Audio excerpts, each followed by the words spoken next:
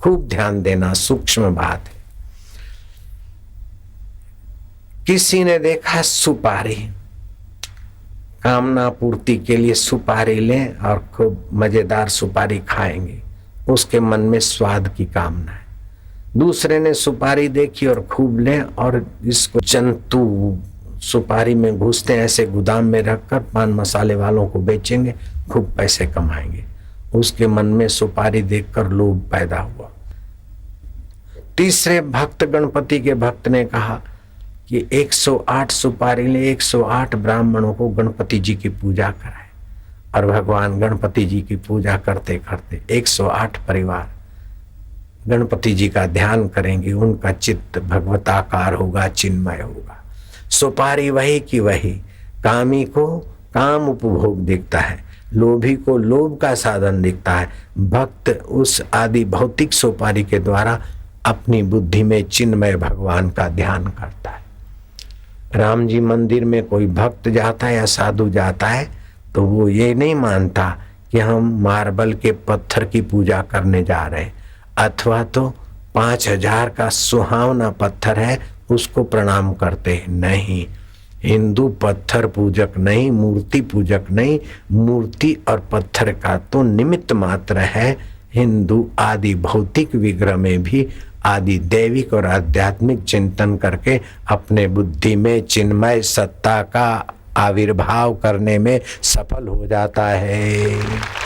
भगवान राम के गुरुदेव वशिष्ठ जी कहते हैं, हे श्री राम, पुरोहित होना अभिशाप है, लेकिन तुम इस कुल में आने वाले हो, इसीलिए मैंने इस कुल का पुरोहित पना स्वीकार किया।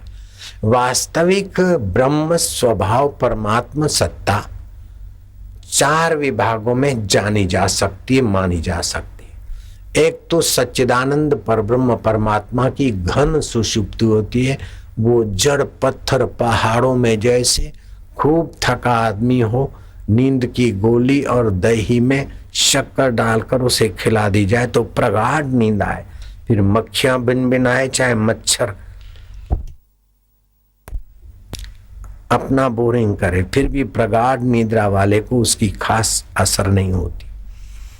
ऐसे ही ये पत्थर पहाड़ स्थूल जो है उसमें परमात्मा की घन सुषुप्ति है। पेड़ पौधों में परम सत्ता क्षीण सुषुप्ति में है। पेड़ पौधे में वो चेतना अपना खुराक लेती है और फल फूल पत्ते टहनियां उभार के दिखाती।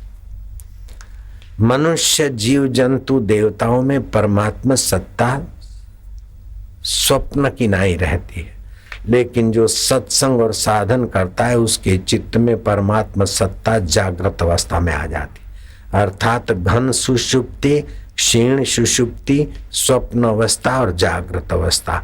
ये ब्रह्म परमात्मा की 4 अवस्था जो समझ लेता है वो तो पीपल को पूजकर भी फायदा लेगा, शालिग्राम को पूजकर भी फायदा लेगा, श्री राम के विग्रह की पूजा करके भी फायदा लेगा, और सुपारी में गणपति की भावना से भी चिन्मय तत्व को जागृत करके पूजा का फायदा ले सकता है। ऐसी हिंदू धर्म की विशेष विशेष व्यवस्था है।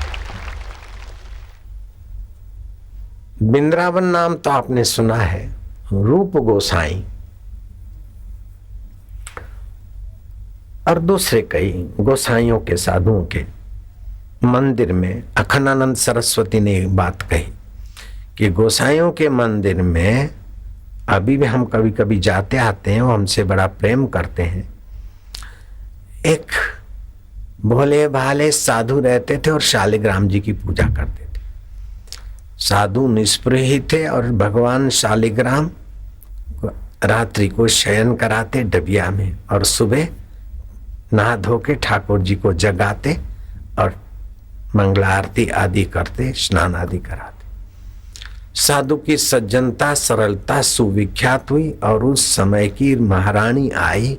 उस साधु बाबा को कहा कि महाराज आपके ठाकुर जी के लिए क्या चाहिए, मैं मुकुट लाऊं, पीताम्बर लाऊं, क्या क्या लाऊं।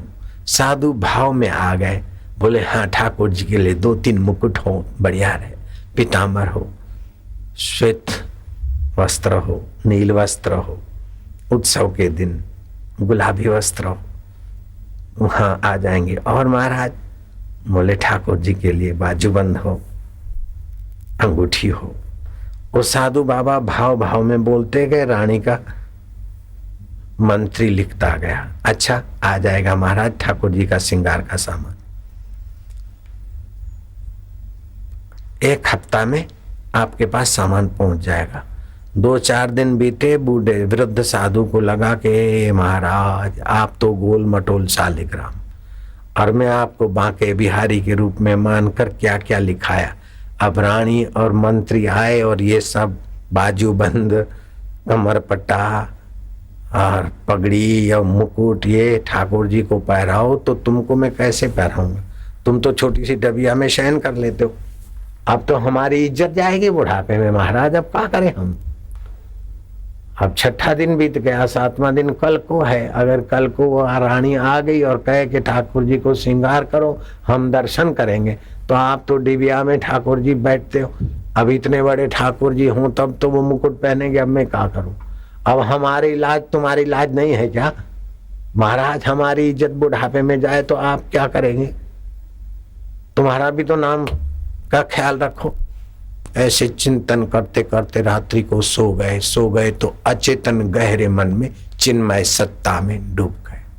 सुबह हुआ, ठाकुर जी को जगाने जाए नहा धो के, तो धड़ाक से डिबिया का ढक्कन उछला और वो शालिग्राम जो थे महाराज बांके बिहारी के रूप में डुंग डुंग डुंग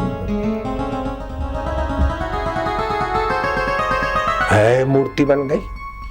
और वो शालिग्राम पीठ में अभी लगा है।